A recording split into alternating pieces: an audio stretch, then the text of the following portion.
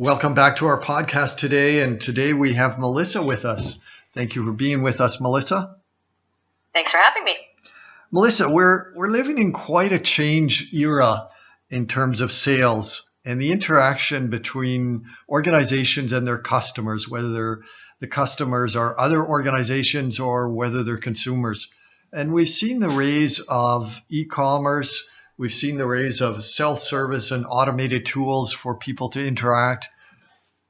But is there still that necessity out there for that direct connection between the organization and the customer? And I'm wondering whether customers still need that affinity, or are we moving into an era in which we're just selling commodity products anyway, and that it's all about just the price and the product of the product, and we don't really need this connection between the customer and the organization. What's your perspective out there in terms of the affinity between organizations and customers in this modern computerized era? The short answer is it depends. If you are selling something, or if your organization is selling something that is somewhat commoditized, like toothpaste or something along those lines, you probably don't need a salesperson or a human interaction. But when you're talking about things that are what I would call considered purchase, so your larger ticket items, for example, business-to-business software, software organizations, software sales organizations selling to large companies to sell things like, financial services type software or marketing automation software. You do still need a salesperson to help guide the conversation.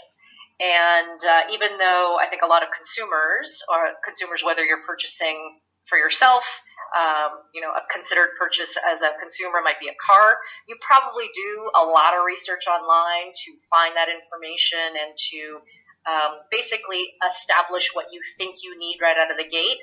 The thing is, though, you still kind of need to have that interaction with the salesperson, because there may be things that you haven't thought about that are actually important to your purchase. And I don't think I've seen a lot of articles about, the salesperson is dead and we don't need salespeople anymore. And I think in certain instances, maybe that's the case. But for the most part, if you have a considered purchase item, I think you still need that interaction with a salesperson who knows more about what the product is or the service is than you may as a consumer.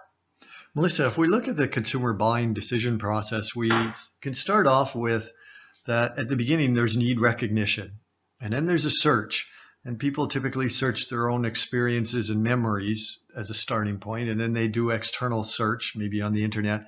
And then what you're referring to is the next stage, in which the decision criteria process, where they need to understand the decision criteria of the space, how to evaluate those decision criteria, and then come up with the preferred option.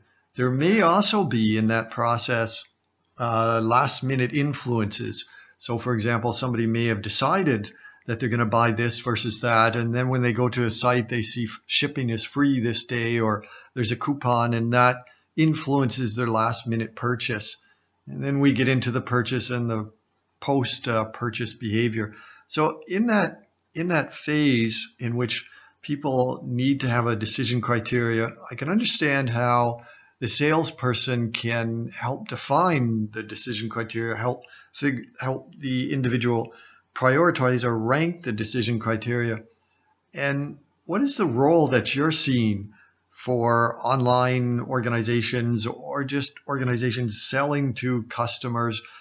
How do salespeople still help provide that capability to define the decision criteria and rank them given the specifics of a customer? So I will say, before I answer your question specifically, salespeople now more than ever are in a really challenging situation because of the internet, because you can do so much research online, because as a consumer, I can go out to my peer networks and say, hey, what did you buy? So a lot of the things that you said that may influence a purchasing decision, I may also go to my LinkedIn peer group or Facebook or Instagram and actually ask folks, hey, I'm thinking about making this purchase. Anybody have any recommendations or suggestions? And I may actually be swayed one way or another because of my peers or my friends or what other folks have purchased.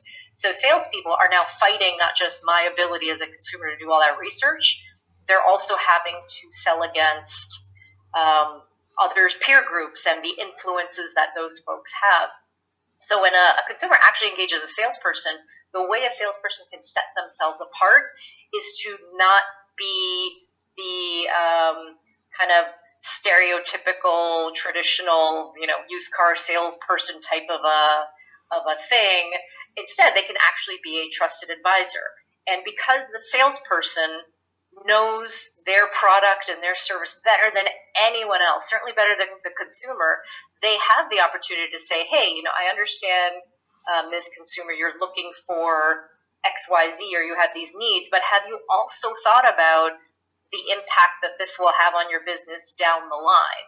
And have you thought about these other things that could impact your business down the line or could impact what you're looking at down the line? And the salesperson, the really good salespeople I've seen, set themselves apart that way by actually questioning what the consumer or what the buyer is looking for and actually guiding them down a path that provides them with a really great customer experience instead of just trying to sell them something as quickly as possible.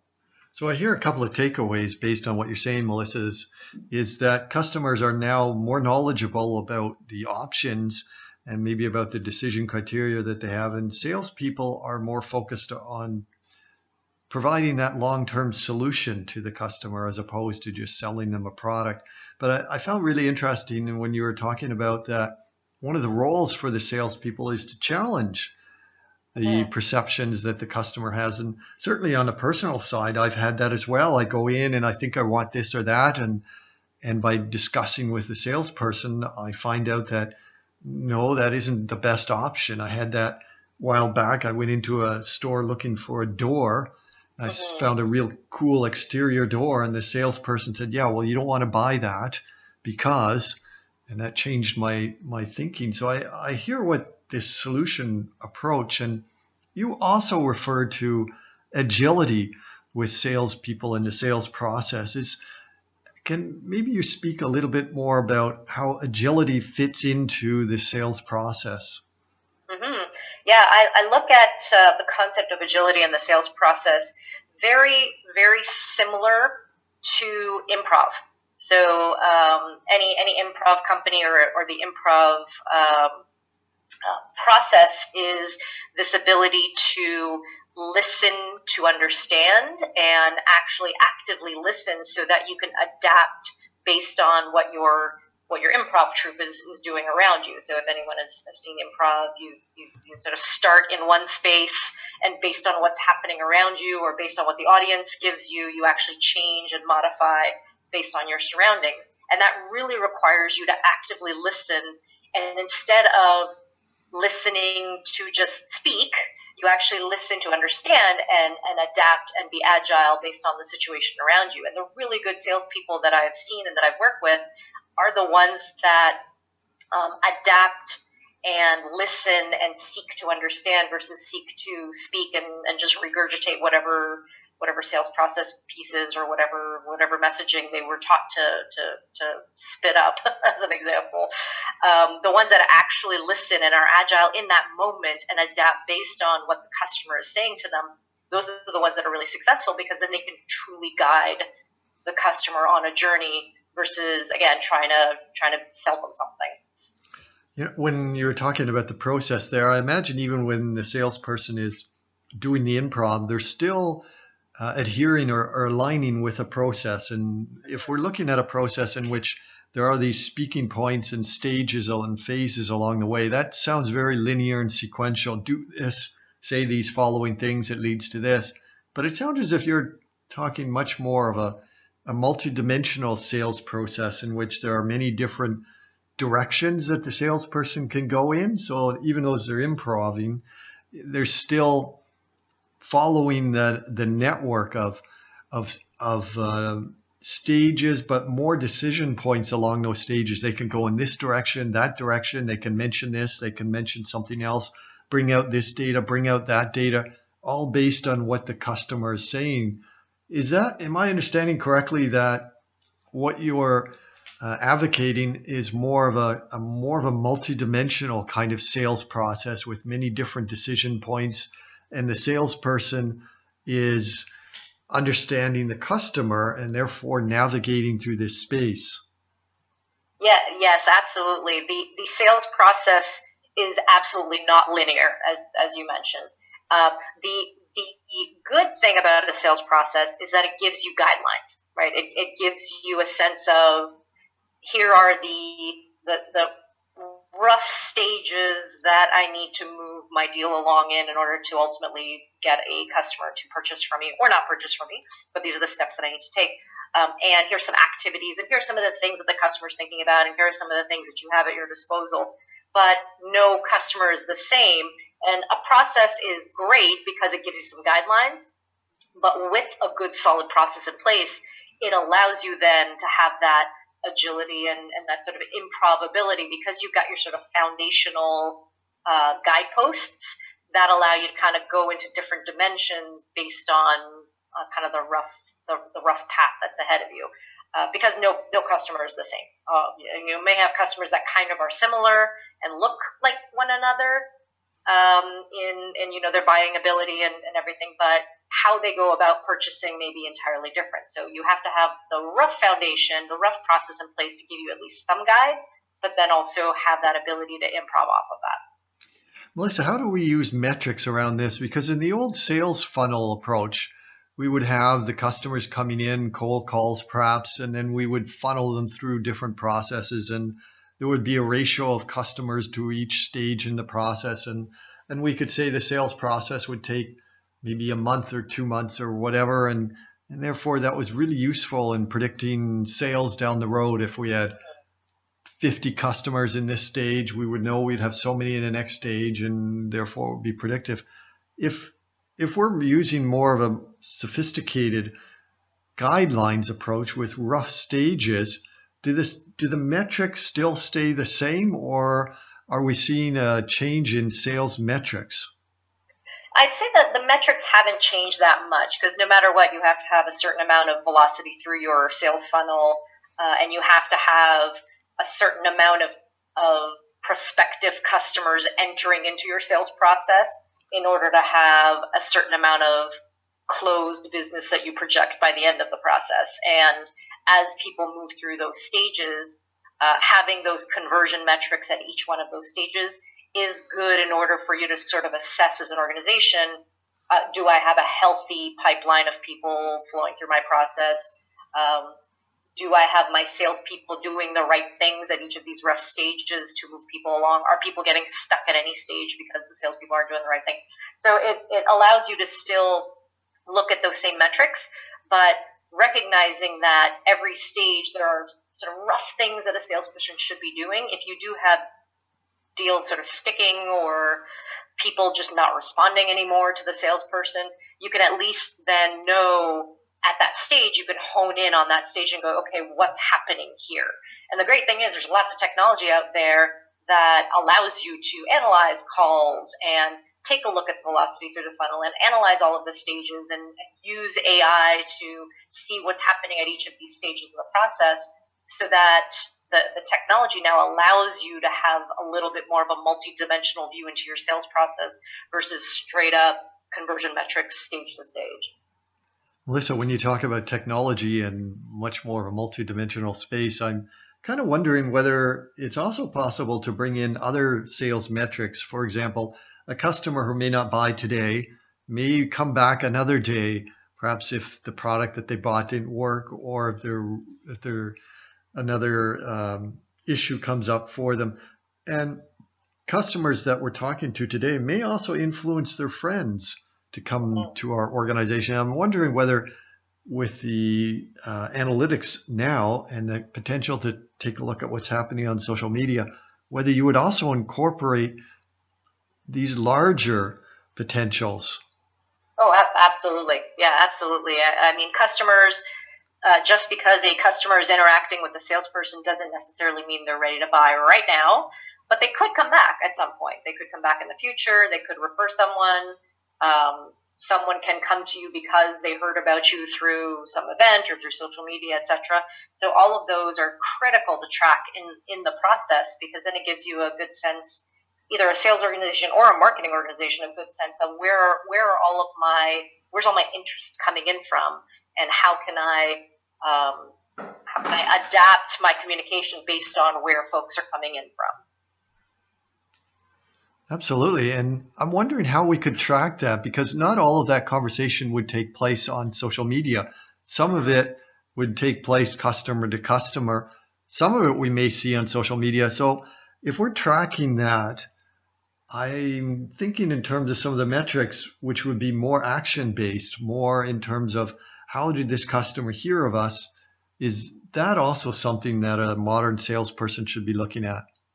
Oh, absolutely. And the good news is there's a lot of customer relationship management, Salesforce automation platforms out there that you can start to integrate things like social media into that, and even if it's customer to customer, if the salesperson's on a call and that customer says, "Hey, I heard about you through this customer," they can track all of that through the automation system. So it's even though the internet and technology has removed a lot of the research steps away from the salesperson and given it to the hands of the buyer, a lot of the how people come into you and the marketing side of it, and how a salesperson can then adapt, there's a lot of technology that's caught up there as well. So it's interesting how technology has offset one part of the salesperson's job, but then also augmented another part of their job. Can you give us a sense of some of the sales intelligence that you're getting out of these other kinds of metrics and channels? Is there, with the modern tools there, what kind of results are you seeing in the references between people and other influences? Can you give us some example of the results there? Sure. So I've seen one really great one is call recordings. So you can actually, there's a lot of really great call recording softwares out there. When your salesperson is on the phone with a customer, you can actually, the software pulls out keywords that the salesperson or the buyer has said, and you can start to do reporting on that. So if a customer has mentioned another customer, or mentioned a social media outlet, or mentioned a particular campaign, the AI behind those software is actually searching through those words, and you can pull reports on, here are the more common words that are used here, or even on the flip side, allows you to coach your salesperson. So the salesperson has a tendency to say like a lot, or a lot, or react to a customer in a certain way, or they change their tone, and those things, you can actually get metrics out of that, so that as a sales organization, as a sales leader, as a sales enablement professional, you can start to coach your sales organization on, hey, here's some really great references, or here's some words that you probably shouldn't be using, or here's when your tone changed, or you're talking too much, Miss Salesperson, let the customer talk more. And you can get those metrics out of that kind of technology, which is really neat, because that's something that's changed over the course of the last couple of years. Very cool. Melissa, as we come to the end of our podcast, do you have any takeaways for our listeners? Yeah, I'd say one major takeaway is the role of the salesperson is still as important as it was before technology, before the internet, but how you represent yourself as a salesperson has to change. You can't, you're fighting the perception of the sort of slimy used car salesperson. The way you get out of that is to think about the customer and think about why they are coming to you, and adapt and be agile to what they're looking for and their needs, and challenge them on things. The way I like to talk to folks is, as a salesperson, are you a bartender or are you a personal trainer? And the most successful salespeople out there are personal trainers to their customers. They push them, they challenge them, but at the end of the day, they feel better. The customer feels better for the interaction versus the bartender. You get lots of drinks and you don't necessarily feel so good the next day. So my takeaway is, be the personal trainer for your customers. Thank you, Melissa. Thank you for joining us today. Thank you for having me. It's been great.